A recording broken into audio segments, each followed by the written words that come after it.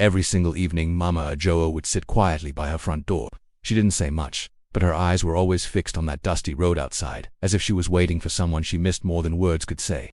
Years ago, her little boy Kwame would come running home from school, his small feet kicking up dust as he raced to jump straight into her arms. She'd lift him high, a huge smile on her face, and tell him no matter where life takes you, this door will always be open for you. But Kwame grew up. He moved to the big city, and life, as it often does, became heavy. The work, the pressure, the never-ending bills and deadlines. Days turned into weeks.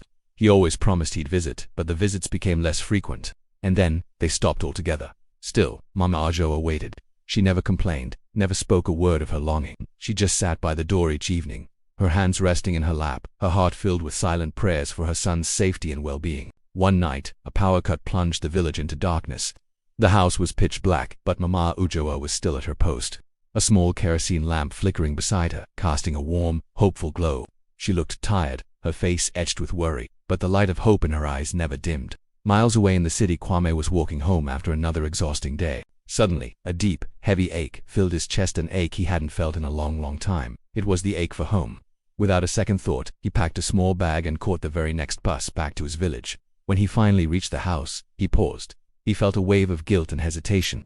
It had been so long. He slowly lifted his hand to knock, but before his knuckles could even touch the wood, the door creaked open. There stood Mama Adjoa. She didn't ask him where he'd been. She didn't ask why he hadn't called. She just looked at him with the same loving, patient eyes that had waited for him every single evening.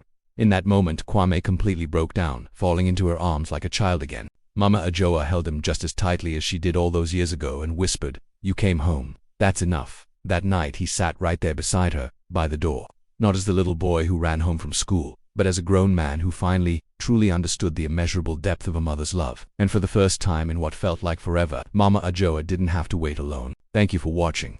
If this story touched your heart, remember to share it with someone you love. Don't forget to like and subscribe for more stories that warm the soul. See you next time.